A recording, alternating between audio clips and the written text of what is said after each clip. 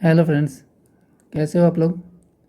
I hope आप लोग की पढ़ाई अच्छी चल रही होगी। तो देखिए, अभी हम लोग कौन क्या कर रहे हैं, अभी हम लोग बीपीएम का जो सिलेबस है उसको कंप्लीट कर रहे हैं, एक बाई एक करके, वन बाई वन। तो आज हम लोग क्या करने वाले हैं, आज चैप्टर 3 करने वाले हैं। सेक्शन 1 हमारा अभी चल रहा है, सेक्शन 1 का चैप्टर 3 है। चैप्टर 3 का है, टॉपिक नंबर क्या है, टॉपिक नेम है structure of Indian rural economy. इससे हम लोग 20 MCQ करेंगे, जो कि हिंदी और इंग्लिश दोनों लैंग्वेज में होगा। ठीक है, इससे जितने भी इंपॉर्टेंट क्वेश्चंस होंगे 20 क्वेश्चंस हम लोग करेंगे। और ये जो सीरीज़ है वो किसके लिए है, ब्लॉक प्रोजेक्ट मैनेजर के लिए है। ब्लॉक प्रोजेक्ट मैनेजर का जो भी सिलेबस है उससे पूरे से 1200 प्लस MCQ करेंगे। इसमें से 20 MCQ एग्ज़ाम्स में आएंगे। जो ब्लॉक प्रोजेक्ट मैनेजर के जो सिलेबस है उससे 20 MCQ एग्ज़ाम्स में आने वाले हैं। 20 MCQ करेंगे, तो अगर हम लोग 1200 प्लस कर लेंगे तो 20 MCQ तो एग्ज़ाम्स में ईजिली हम लोग क्रैक कर सकते हैं। ठीक है, तो शुरू करते हैं आज का क्लास। क्वेश्चन नंबर 1 बोल रहा है, what is the backbone of Indian rural economy. Indian rural economy का बैकबोन क्या है। देखिए, एक फैक्ट है जो कि मैं आप लोग को के साथ शेयर कर रहा हूँ और क्लियर कर दे रहा हूँ। एक बहुत सारे क्वेश्चन आपको ऐसा लगेंगे कि ये रिपीटेड क्वेश्चन हैं, मीन्स पिछले क्लास में ये देखने को ऐसा कुछ मिला था, इससे मिलता जुलता दिखा था, बट ये नहीं है। देखिए, अगर देखा जाए तो बैकबोन की बात हम लोग पहले भी कर चुके हैं। ठीक है, बट जो होता है ना, एक कॉन्सेप्ट को, एक टॉपिक को 3-4 तरीके से क्वेश्चंस को घुमा घुमा के हम लोग कर रहे हैं, ताकि क्वेश्चंस कैसे भी एग्ज़ाम्स में आए ना तो वो ईजिली सॉल्व हो सके। एक क्वेश्चन से उसको कभी क्वेश्चंस को घुमा के पूछ लिए, कभी आंसर को घुमा के पूछ लिए क्वेश्चन के तौर पे, ऐसा करके हम लोग क्या करेंगे, कंप्लीट करेंगे। तो क्या होगा ना कि फैक्ट्स याद भी रहेंगे और चीज़ें समझ में आएंगी, और एग्ज़ाम्स में किसी भी तरह के क्वेश्चन आएंगे घुमा कर भी पूछा जाएगा तो क्या होगा, हम लोग ईजिली उसको सॉल्व कर सकेंगे। ठीक है, तो क्वेश्चन क्या बोल रहा है, what is the backbone of Indian rural economy. ठीक है, बैकबोन क्या है इंडियन रूरल इकोनॉमी का। ऑप्शन बी सही हो जाएगा, एग्रीकल्चर।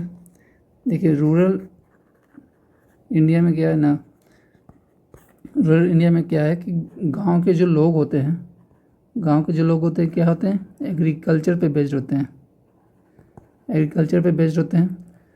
देखिए, क्योंकि उनका एग्रीकल्चर जो है ना, सब कुछ है, एग्रीकल्चर नहीं माना जाएगा, क्योंकि एग्रीकल्चर से वो बहुत कुछ, जैसे खेती कर लेते हैं, उस खेत से बहुत कुछ ग्रेन्स को उपजा कर वो उनको थोड़ा एक्स्ट्रा हो जाता है तो सेल भी कर लेते हो, तो उनका क्या होता है, कॉस्ट ऑफ लिविंग जो है, कॉस्ट ऑफ लिविंग जो है क्या होता है, कॉस्ट ऑफ लिविंग कम हो जाता है। अब सपोज एक लैंड है, उसमें कोई आदमी है जो कि सब्जी उगाया है, वेजिटेबल ग्रो किया है, ये वेजिटेबल तो ये खुद भी खाएगा, और अगर थोड़ा ज़्यादा यहाँ से निकल जाएगा वेजिटेबल तो क्या करेगा, जाके मार्केट में बेच देगा, मार्केट में बेचेगा तो क्या होगा, थोड़े से उसके लिए पैसे आ जाएंगे। तो यही होता है कि एग्रीकल्चर बेस्ड है, और एग्रीकल्चर क्या माना जाता है, बैकबोन माना जाता है। ठीक है, क्वेश्चन नंबर 2 बोल रहा है, which activity is not an allied activity of agriculture. Which activity is not पूछ रहा है, नॉट एन अलाइड एक्टिविटी। ठीक है, नॉट ध्यान रखिएगा, नॉट पूछ रहा है। निम्न में से कौन कृषि की सहायता गतिविधि नहीं है, तो इसका आंसर क्या हो जाएगा, इसका आंसर हो जाएगा option number C, banking, banking हो जाएगा। देखिए, अलाइड एक्टिविटी का मतलब क्या हुआ कि जो एग्रीकल्चर से मिलता जुलता हो, तो एग्रीकल्चर से ये एनिमल हस्बेंड्री मिलता जुलता है, पॉलिट जो मुर्गी पालन होता है, पोल्ट्री फार्म, वो भी मिलता जुलता है, फिशरीज भी है, तो इसमें बैंकिंग का कोई रिलेशन नहीं है एग्रीकल्चर से, तो नॉट पूछ रहा है तो क्या हो जाएगा, बैंकिंग आंसर। ठीक है, क्वेश्चन नंबर 3 बोल रहा है, विच industry is most common in rural area. Most common पूछ रहा है, सबसे ज़्यादा कौन सा इंडस्ट्री है, तो ऑप्शन क्या है, हैवी इंडस्ट्री होगा, ऑप्शन बी आईटी इंडस्ट्री होगा, ऑप्शन सी कॉटेज इंडस्ट्री होगा, या ऑप्शन डी ऑटोमोबाइल इंडस्ट्री होगा। मोस्ट कॉमन पूछ रहा है, याद रखिएगा, मोस्ट कॉमन। देखिए, क्वेश्चन में मोस्ट कॉमन, मोस्ट हो, ओनली हो, नॉट हो, ये सब पे थोड़ा सा ध्यान दीजिएगा। ये सब क्या है ना कि अब ध्यान नहीं देते, नॉट ध्यान नहीं देते, ओनली ध्यान नहीं देते और कुछ और टिक करके आ जाते हैं, तो क्वेश्चन गलत हो जाता है। तो इसका सही आंसर क्या हो जाएगा, मोस्ट कॉमन क्या है, cottage industry, option number C सही हो जाएगा। क्योंकि गांव में तो हैवी इंडस्ट्री होती नहीं, आईटी तो होता नहीं है, ऑटोमोबाइल इंडस्ट्री भी नहीं है, कॉटेज इंडस्ट्री गांव में क्या है, सबसे ज़्यादा कॉमन है। ठीक है, और इस कॉटेज से क्या क्या बनता है, हैंडलूम है, हैंडीक्राफ्ट है, हैंडीक्राफ्ट, ये सब क्या होता है बनाया जाता है। और ये सब क्या है, एग्रो बेस्ड इंडस्ट्री है। एग्रो बेस्ड मीन्स क्या हो गया, agriculture based industry. Question number 4 क्या है, which type of unemployment is common in the rural economy. Which type of unemployment is common in the rural economy. ग्रामीण अर्थव्यवस्था में किस प्रकार की बेरोजगारी आम है। तो इसका ऑप्शन जो हो जाएगा, ऑप्शन नंबर बी सही होगा, डिस्कस्ड अनएम्प्लॉयमेंट। देखिए डिस्कस्ड अनएम्प्लॉयमेंट का मतलब होता है, ध्यान से सुनिएगा, मान लीजिए कि एक यहाँ पे एक इतने एरिया में एक वेजिटेबल ग्रो किया हुआ है,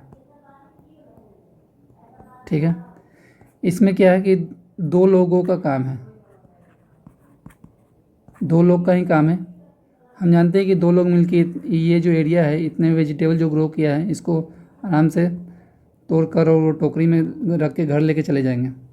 बट यहाँ पे क्या है, अगर हम 5 लोग को लगा देंगे, काम था 2 ही लोग का, 2 लोग आराम से इतने कर सकते थे, अब लगा दिए हम 5 लोग को, तो 3 लोग एक्स्ट्रा एफर्ट लगा लिए, बट उस एफर्ट का आउटपुट नहीं मिला, ठीक है। तो इसी को बोलते हैं, क्या बोलते हैं, आवरण बेरोजगारी। समझ गए, ऑप्शन नंबर बी सही हो जाएगा हमारा। क्वेश्चन नंबर 5 देखते हैं, which committee is related to rural credit reform. ग्रामीण ऋण सुधारों से संबंधित कौन सी समिति है। तो इसका आंसर हो जाएगा हमारा, क्या होगा, नरसिम्हा कमेटी, ऑप्शन ए सही हो जाएगा। क्वेश्चन नंबर 6 देखते हैं, which scheme guarantees 100 day of rural employment. Guarantee देता है, क्या देता है, 100 डेज के लिए रूरल एम्प्लॉयमेंट में, गांव में 100 दिन का जॉब का गारंटी कौन सा स्कीम देता है, मनरेगा, ऑप्शन सी सही हो जाएगा। और मनरेगा का फुल फॉर्म क्या होता है,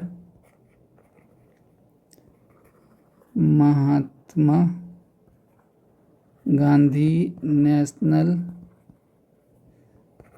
रूरल एम्प्लॉयमेंट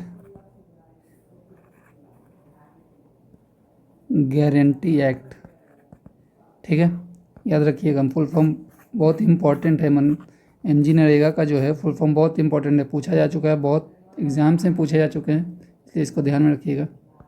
और ये क्या करता है, 100 डेज की गारंटी प्रोवाइड करता है, जॉब गारंटी, कहाँ पे, रूरल में, गांव में, अर्बन में नहीं, रूरल में। क्वेश्चन नंबर 7 बोल रहा है, which rural infrastructure is most essential for agriculture. Most essential बोल रहा है, मोस्ट इसेंशियल किसके लिए, एग्रीकल्चर के लिए, कृषि के लिए सबसे आवश्यक ग्रामीण अब संरचना कौन सा है। सॉरी, हिंदी में थोड़ा सा कभी कभी कंफ्यूज हो जाता हूँ। अब संरचना कौन सा है, तो ऑप्शन क्या है, ए रोड, बी इरिगेशन, सी इलेक्ट्रिसिटी, डी स्टोरेज। मोस्ट सबसे ज़्यादा इंपॉर्टेंट क्या है एग्रीकल्चर के लिए, वो है इरिगेशन, ठीक है, ऑप्शन बी सही हो जाएगा। रोड नहीं रहेगा फिर भी हम लोग खेती कर सकते हैं, इलेक्ट्रिसिटी नहीं रहेगा, हो सकता है स्टोरेज नहीं हो सकता, बट अरे इरिगेशन नहीं होगा तो फिर एग्रीकल्चर हमारे लिए थोड़ा सा पॉसिबल नहीं होगा। क्वेश्चन नंबर 8 देख रहे हैं, rural population in India mainly depend on. Rural population, जो गांव का पॉपुलेशन है, मेनली किस पे डिपेंड है। अभी ऊपर हम लोग डिस्कस किए थे, गांव का पॉपुलेशन जो है मेनली एग्रीकल्चर पे डिपेंडेंट है, और एग्रीकल्चर क्या गांव के लोगों के लिए बैकबोन माना जाता है। क्वेश्चन नंबर 9 देखते हैं, which is not an agro based industry. Agro based industry नहीं है, नॉट पूछ रहा है, नहीं है, ठीक है, तो कौन सा हो जाएगा, जो कि एग्रीकल्चर, देखिए एग्रो बेस्ड का मतलब क्या होता है, जो एग्रीकल्चर से रिलेटेड हो, बट यहाँ पे नॉट पूछा है, तो कौन सा इंडस्ट्री है जो एग्रीकल्चर से रिलेटेड नहीं है। शुगर मिल सही है, राइस मिल सही है, ऑयल मिल सही है, बट ये जो ऑटोमोबाइल फैक्ट्री है, ये क्या एग्रीकल्चर से रिलेटेड है, नहीं, तो क्या हो जाएगा, एग्रो बेस्ड इंडस्ट्री नहीं होगा। क्वेश्चन नंबर 10 देख रहे हैं, which factor is a major weakness of rural economy. कौन सा फैक्टर है जो मेजर वीकनेस है किसका, रूरल इकोनॉमी का। ग्रामीण अर्थव्यवस्था की एक प्रमुख कमजोरी कौन सी है, गांव के बारे में बोल रहा है, रूरल इकोनॉमी, ठीक है। तो ऑप्शन ए क्या है, स्किल्ड लेबर, बी क्या है, मॉडर्न इरिगेशन, सी क्या है, unorganised market, and D industrialisation. इसका जो ऑप्शन सी है वो सही हो जाएगा, अनऑर्गेनाइज्ड मार्केट। फार्मर जो क्या है ना कि बहुत सारे देखिए फार्मर्स सपोज यहाँ पे 10 केजी अनाज उपजाए हैं, 10 केजी इनका प्रोडक्टिविटी है, ठीक है, 10 केजी अनाज वो अपने खेत से उगाए हैं। तो इसी 10 केजी का जो ये अगर मार्केट में बेचने जाते हैं तो एक मिडल मैन होता है। मिडल मैन मीन्स क्या होता है कि यहाँ पे मिडल मैन इसको 10 केजी का ख़रीद लेता है, और वो जो ये मिडल मैन ख़रीद लिया, सपोज़ 10 केजी का 100 रुपये दिया, ठीक है, 100 रुपये दिया, बट ये जो मार्केट में है ना, इसी 10 केजी का दाम कितना लेगा, 200 रुपया लेगा। तो क्या है, मिडिल मैन के चलते क्या हुआ, फार्मर को एक्सप्लॉयटेशन का शिकार बनना पड़ रहा है। क्वेश्चन नंबर 11 देखते हैं। Which program is known as Jeevika in Bihar? कौन सा प्रोग्राम है जिसको जीविका के नाम से जाना जाता है बिहार में? Easy question. NRLM। NRLM का फुल फॉर्म क्या होता है? क्या होता है? नेशनल रूरल लाइवलीहुड मिशन, ठीक है। क्वेश्चन नंबर 12 क्या बोल रहा है? The majority of rural industries are in which sector? कौन से सेक्टर में है majority of rural industry? Primary sector, secondary sector, tertiary sector, IT sector. तो इसका आंसर हो जाएगा क्या? सेकेंडरी सेक्टर, ऑप्शन बी, ठीक है। देखिए सेक्टर 3 तरह के होते हैं, एक हो गया प्राइमरी, एक हो गया सेकेंडरी, एक हो गया टर्शियरी। प्राइमरी सेक्टर वो हैं जो रॉ मटेरियल, जैसे यहाँ पे जो अनाज उगाए गए हैं इस खेत में, इस ज़मीन पे, यहाँ से हम लोग गेहूँ, मान लीजिए इसमें गेहूँ उपजाए हैं, तो जो वीट है वो घर पे लाएं, रॉ है मटेरियल है, ये रॉ मटेरियल किस में आ जाएगा? प्राइमरी में आ जाएगा। फिर इस गेहूँ को हम लोग क्या है, मिल में पिसवाएं, गए आटा, गेहूँ से क्या बन गया? आटा बन गया। तो जो ये मैन्युफैक्चर हुआ, गेहूँ से आटा बना, ये किस में आ जाएगा? सेकेंडरी सेक्टर में आ जाएगा। और ये जो आटा का पैकेजिंग है, और पैकेजिंग होकर जो मार्केट में गया, पैकेजिंग, मार्केट, ये सब सर्विसेज में ऐड हो जाएंगे सब कुछ, तो ये किस में आ जाएंगे? यहाँ पे सर्विसेज किस में आ जाएंगे? टर्शियरी में आ जाएंगे। तो यहाँ पे क्वेश्चन क्या है? The majority of rural industry, मतलब मेजॉरिटी किस सेक्टर में है? मेजॉरिटी तो सेकेंडरी सेक्टर में है ना, सेकेंडरी सेक्टर में, मैन्युफैक्चरिंग में है। ये क्या है? ये मैन्युफैक्चरिंग है। और ये प्राइमरी वाला क्या हो जाएगा? प्रोड्यूसर, ठीक है, समझ गया। क्वेश्चन नंबर 13 देखते हैं। Which allied activity contribute most of rural income after farming?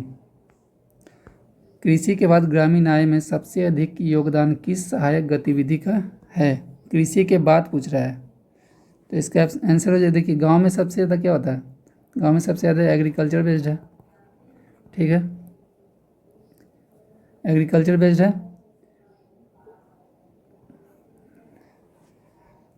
ये गांव में सबसे ज़्यादा क्या है? गांव में सबसे ज़्यादा एग्रीकल्चर बेस्ड है।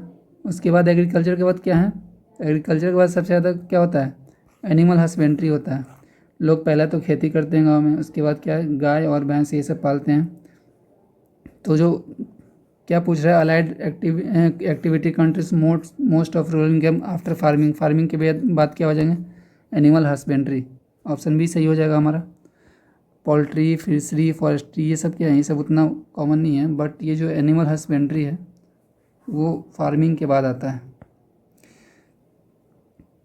क्वेश्चन नंबर 14 देखते हैं। Rural poverty is mainly caused by, इसका ऑप्शन क्या हो जाएगा? Option A high productivity, option B है सीजनल एम्प्लॉयमेंट, ऑप्शन सी है अबंडेंट रिसोर्सेज, ऑप्शन डी है मॉडर्न फार्मिंग टेक्निक्स। तो इसका जो आंसर हो जाएगा वो ऑप्शन बी सही हो जाएगा, सीजनल एम्प्लॉयमेंट। पॉवर्टी के बारे में हम लोगों ने पढ़ा है पहले, रूरल पॉवर्टी के बारे में, और वहाँ मैंने बहुत अच्छे से कॉन्सेप्ट को क्लियर किया था। तो आप वो अगर वीडियो नहीं देखे हो, पिछला लेक्चर नहीं देखे हो, तो आप जाके पहले देख लीजिए, आपको बहुत ईजिली समझ में आ जाएगा पॉवर्टी होता क्या है, गांव के पॉवर्टी में क्या क्या इन्वॉल्व होते हैं, सब आपको बहुत अच्छे से समझ में आ जाएगा। क्वेश्चन नंबर 15 देखिए, which is a features of rural labour force, ग्रामीण श्रम शक्ति की विशेषता कौन सी है? इसका ऑप्शन क्या है? हाई स्किल, रेगुलर एम्प्लॉयमेंट, लो प्रोडक्टिविटी, मॉडर्न ट्रेनिंग। फीचर्स पूछ रहा है, features of rural labour force, तो इसका क्या हो जाएगा? लो प्रोडक्टिविटी। ऑप्शन सी हो जाएगा। लो प्रोडक्टिविटी क्यों है? क्योंकि देखिए गांव में लोगों के पास उतनी स्किल्स नहीं है, तो क्या हो गया? प्रोडक्टिविटी कम है। टेक्नोलॉजी नहीं है, उसके कारण भी प्रोडक्टिविटी कम है। ठीक है, स्किल्स टेक्नोलॉजी ये सब नहीं है, इसके कारण क्या होता है? प्रोडक्टिविटी लो हो जाता है। तो ये मेन फीचर हो गया। ऑप्शन सी सही हो जाएगा हमारा। क्वेश्चन नंबर 16 देखते हैं, what percentage of India's population lives in village? 2021 के सेंसस से पूछ रहा है। ठीक है, याद रखिएगा 2021 के अकॉर्डिंग कितना है? ऑप्शन सी सही हो जाएगा, 72%। हालांकि ये जो परसेंटेज है अभी के टाइम, जो रिसेंट टाइम अभी है 2025, 2021 का डाटा ये है 72%, बट 2025 का डाटा क्या है ये आप लोग हमें कमेंट करके बताइएगा। और इसका जो आंसर है ना, मैंने शायद पिछले पॉवर्टी वाला वीडियो में बताया था। पॉवर्टी का जो क्लास हुआ था, पिछला क्लास, उसमें मैंने ये बताया था डाटा। आप लोग देखे हो तो प्लीज़ कमेंट करके बताइएगा, और अगर नहीं देखे हो तो पहले जाके उस वीडियो को देखिए, अच्छे से समझिए, उसके बाद कमेंट करके बताइएगा मुझे इसका आंसर कि 2025 अभी का जो डाटा है 2025 में वो कितना होगा। ठीक है, यहाँ पे क्वेश्चन मार्क लगा देता हूँ। क्वेश्चन नंबर 17 बोल रहा है, rural credit is mainly provided by, rural credit mainly provided by, ग्रामीण ऋण मुख्यतः किसके द्वारा दिया जाता है? ग्रामीण ऋण बोल रहा है, ऋण। ये क्रेडिट का मतलब होता है तरह का लोन।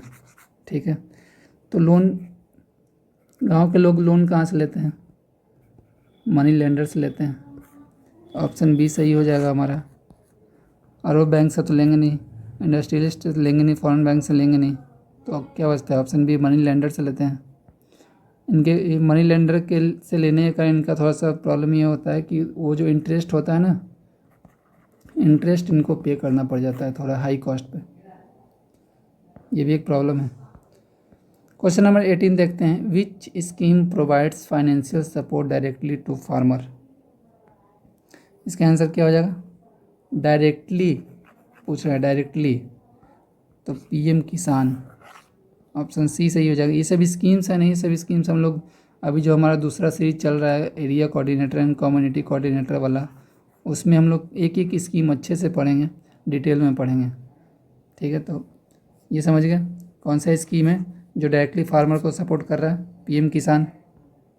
और पीएम किसान में क्या है ना, एक साल में 1 ईयर में किसान के अकाउंट में 6,000 रुपया जाता है। मीन्स 4 महीने में 2,000 जाता है, 4 महीने में 2,000 जाता है, फिर 4 महीने में 2,000 जाता है। ठीक है, 2,000 करके कितना? 6,000 टोटल चला जाता है, और ये डायरेक्टली अकाउंट में जाता है, मिडिल मैन कोई नहीं है इन्वॉल्व होता है, इसलिए बोला है डायरेक्टली टू फार्मर। 6,000 रुपया जाता है एक साल में पीएम किसान के तहत। क्वेश्चन नंबर 19 बोल रहा है, which is the major challenge of rural industry? Major challenge of rural industry, ग्रामीण उद्योगों की सबसे बड़ी चुनौती क्या है? बताइए, क्या उनका चुनौती है? Modern machinery, lack of raw material, marketing and finance, skill labour ability. कौन सा हो जाएगा? ऑप्शन सी सही हो जाएगा, मार्केटिंग एंड फाइनेंस। क्योंकि उनको इतना स्किल्ड नहीं है, वो रूरल जो गांव के जो इंडस्ट्रीज़ हैं उतना स्किल्ड नहीं है, उतना उनके पास फाइनेंस नहीं है कि वो इस लेवल पे कर पाए जहाँ पे उनको पहुंचना है। ठीक है, तो सेल्स, लोन्स, ये सब का प्रॉब्लम हो जाता है, फाइनेंस नहीं है, पैसे की दिक्कत है, तो अच्छे से मार्केटिंग नहीं हो पाता। ये उनके लिए क्या है? मेजर चैलेंजेज है। क्वेश्चन नंबर 20 देखते हैं, which sector supports diversification of rural economy? ग्रामीण अर्थव्यवस्था के विविधीकरण में कौन सा क्षेत्र सहायक है? IT sector, non farm sector, transport sector, defence sector. Defence sector से कोई लेना देना है नहीं रूरल का, ट्रांसपोर्ट नहीं होगा, आईटी सेक्टर नहीं होगा, तो बचा क्या? Option B, non farm.